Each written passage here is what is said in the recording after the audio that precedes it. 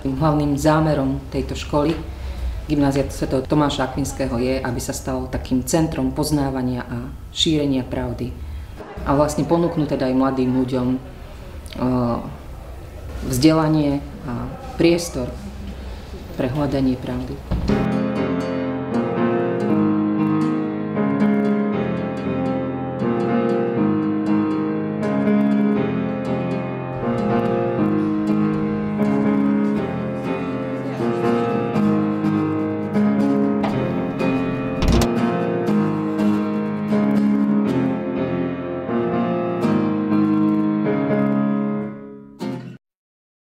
Tak myslím si, že na to by mali odpovedať študenti, že či sa splnili naše očakávania, či sú oni spokojní tu v tomto prostredí, či im to niečo dáva.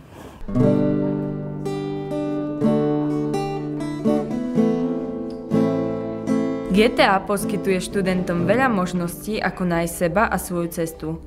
Často si túto cestu vyberú napríklad na jednej z hodín chémie, kde si môžu vyskúšať veľmi vzrušujúce pokusy.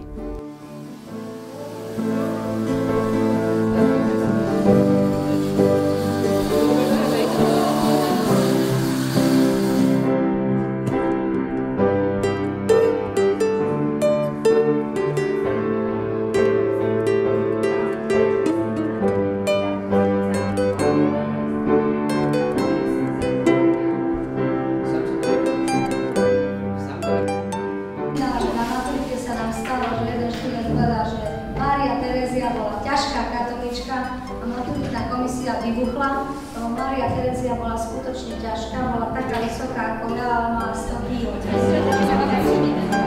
Absolventi nášho gymnázia Sv. Tomáša Akvinského majú veľmi dobrú šancu byť prijatí na vysokoškolské štúdium.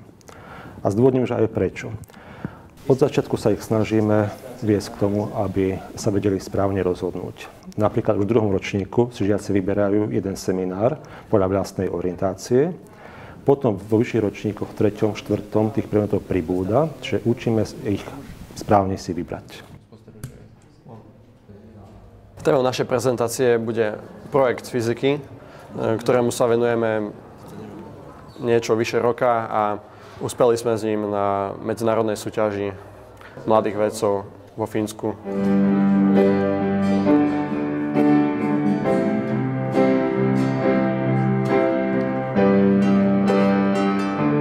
Škola nám poskytla hlavne priestor a prostriedky na vykonávanie našich experimentov.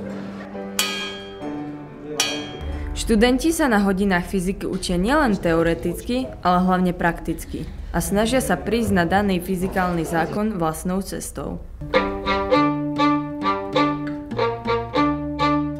Sadla si teda vedľa žencov a on jej nadelil praženého zrna. Na hodinách náboženstva sa učíme vytvárať si hlbší vzťah k Bohu a zároveň aj k ostatným ľuďom.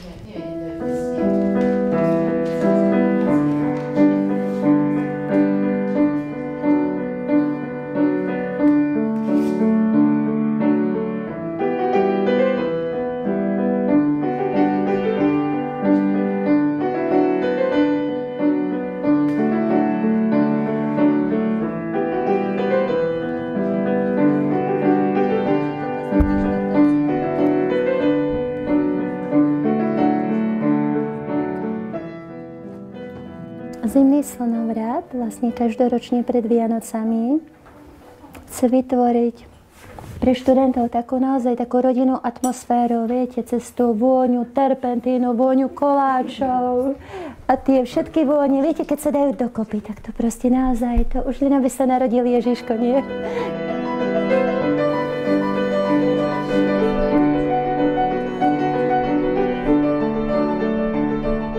Tak ja si myslím, že fyzika a umenie idú ruka v ruke. A ja to vidím hlavne v tom, že ja som už od základnej školy chcel študovať architektúru, kde je vlastne fyzika dosť potrebná, hlavne čo sa týka oblasti statiky. A umenie, však architektúra, umenie samozrejme, ne? Dokopy sa to študuje na umeleckých školách. A vlastne sú to dve veci, ktoré ma vždycky bavili. Neviem tam akože nájsť nejaké vhodnejšie prepojenie ako v tom obraze architektúry, ale pre mňa je aj fyzika inšpiratívna, hoci sa to nezdá, že sú to vzorce, ale napríklad taký graf, to je tiež veľmi pekná vec, nemusí sa ma to zdať, ale mne sa to páči proste. A ešte ti ukážem. Pre študentov ponúkame veľa vlastne rôznych takých tvorivých dielní, kde si môžu naozaj vybrať z toho, na čo majú chuť, a ponúkame vlastne rôzne aktivity, čo sa týka práce s hlinou, práce s farbou, maľba, film, fotografia a naozaj rôzne iné. Určite ste ju všetky prešli, nie? Takže ste videli. Páne môj, to vôbec čo robíte? V dňoch od 21. apríla do 25. apríla 2008 bola na škole vykonaná komplexná školská inšpekcia, ktorá konštatovala, že podmienky, priebeh a výsledky výchovy a vzdelávania na gymnáziu svätého Tomáša Akvinského sú na veľmi dobrej úrovni.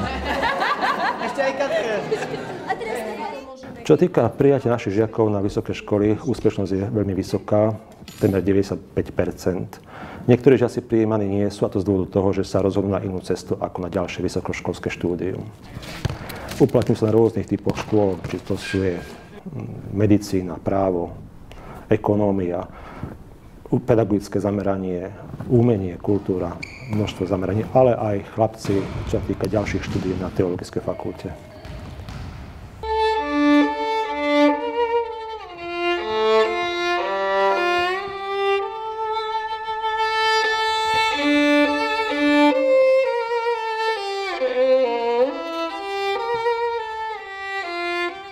Táto škola mi umožnila individuálny študijný plán, čo mi veľmi pomáha v tom, ako si zadeliť čas a deň, pretože je to náročné zosúladiť to umenie aj so školou.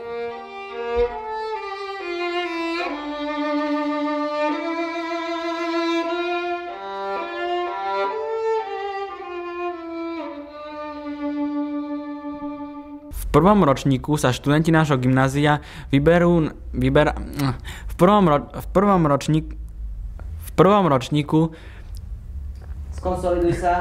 prvom ročníku sa študenti našej školy zúčastňujú na lyžiarskom zájazde. V ostatných ročníkoch je to pltiarsky, plavecký alebo turistický zájazd.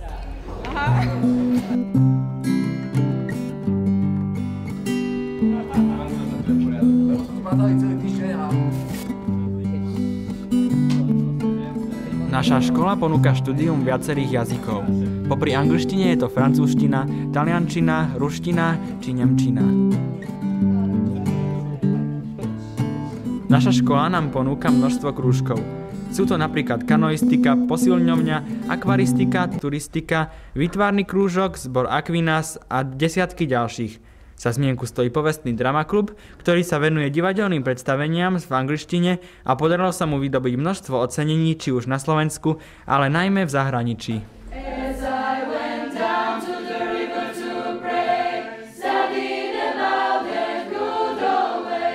Našim študentom sa podarilo dosiahnuť množstvo významných úspechov na úrovni regionálnej, celonárodnej či dokonca medzinárodnej, a to v rôznych olympiádach, súťažiach, ktoré pokrývajú široké spektrum vedeckých i športových disciplín.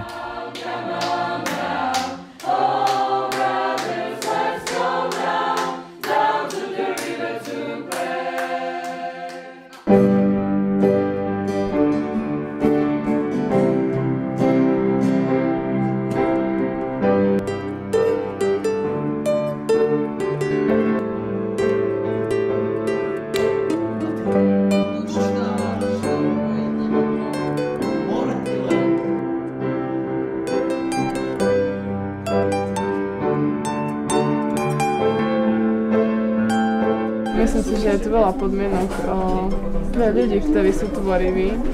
Vlastne je im tu vytvorená taká pôda a myslím si, že je to aj veľmi dobrá úroveň vzdelania.